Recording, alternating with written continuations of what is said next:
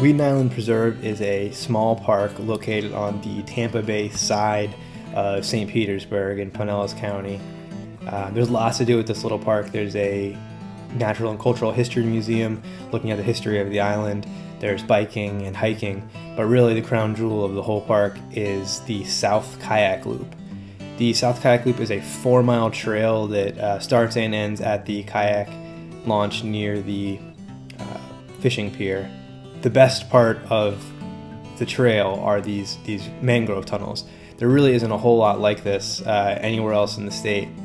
The tunnels are the result of a failed project from the 1950s in which the Army Corps of Engineers attempted to cut channels into the park to allow fish to swim back into the park and hopefully cut down on the mosquito population.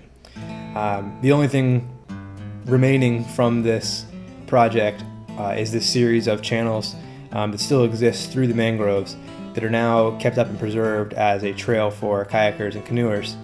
It's a complete mangrove canopy, so you're completely encased in the mangroves for about 2 of the 4 miles of the trail.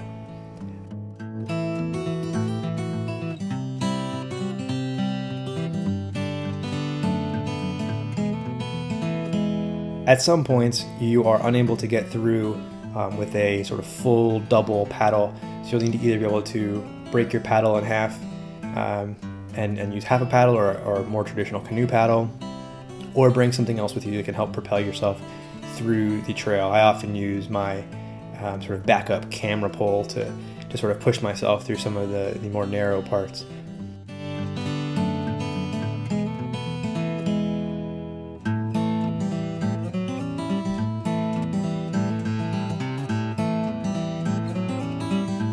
One of the really neat things about the park is the wildlife.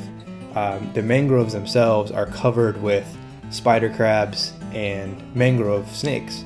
If you're afraid of the creepy crawlies, this maybe isn't the best place for you. Particularly the spider crabs will fall into your kayak from the mangroves overhead. They don't do you any harm, neither do the mangrove snakes. But if you're squeamish about that sort of thing, this might not be the place for you.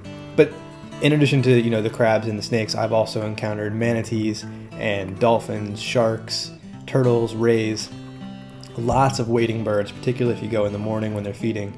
It's really a great way to see some natural Florida, to sort of get up close and personal with the wildlife. There's also a kayak and canoe washing station, another great sort of free amenity at the park, so you can get all cleaned up before you head home. Again, a reminder, check the tidal chart before you go out. You can only really get through some of this at high tide. For more information, including the directions to the park, check out floridaadventure.com.